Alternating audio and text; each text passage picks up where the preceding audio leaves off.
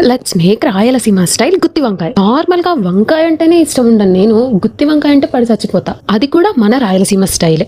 First అయితే వంకాయలు, టమాటా, కావాల్సిన మిర్చి అన్ని కట్ చేసేసి పెట్టుకోవాలి. ఇంకా మసాలాకైతే ఉప్పు, కారం, పసుపు, కొంచెం బెల్లం, చెక్క, లవంగాలు, ధనియాలు, కొబ్బెర, జింజర్ అండ్ గార్లిక్ అన్నీ తీసి ఒక ప్లేట్లో వేసుకోవాలి, ఎన్ని కావాలో అంతా. సో దాన్ని మొత్తం గ్రైండ్ చేసేసి కొంచెం చింతపండు వేసి కొంచెం వాటర్ వేసుకొని గ్రైండ్ చేసుకొని అలాగే పల్లీలు యాడ్ చేసుకోవాలి.